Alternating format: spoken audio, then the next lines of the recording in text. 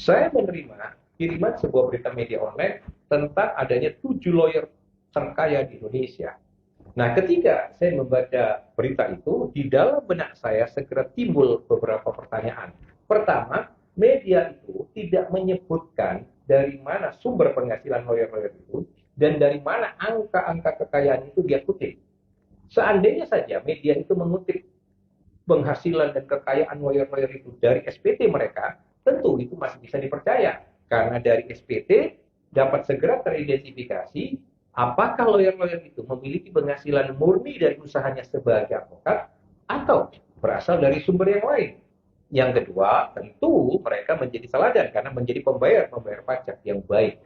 Nah, yang kedua, yang diangkat hanya 7 lawyer, dan itu pun lawyer yang bergerak di bidang litigasi atau pidana.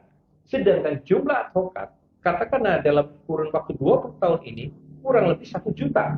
Maka kalau hanya 7 orang, itu hanya mencerminkan angka 0,006% dari total advokat. Ya.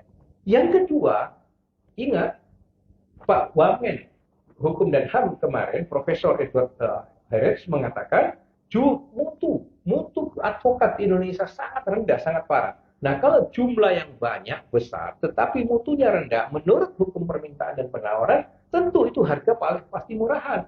Ya, menjadi kurang berharga. Tidak ada spesialisnya, tidak ada keunggulannya. Oleh sebab itu, ini juga tidak bisa menjadikan contoh yang baik.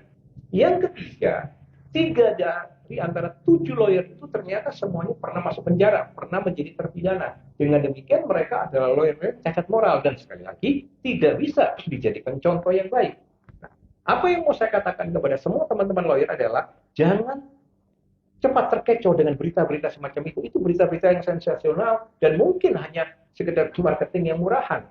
Nah, teman-teman hanya bisa menjadi lawyer-lawyer yang top, yang unggul, yang mahal harganya kalau teman-teman advokat itu menjadi lawyer spesialis. Hanya dengan menjadi spesialis, Anda bisa menjadi lawyer yang memang dibayar dengan harga yang pantas. Itu pesan saya.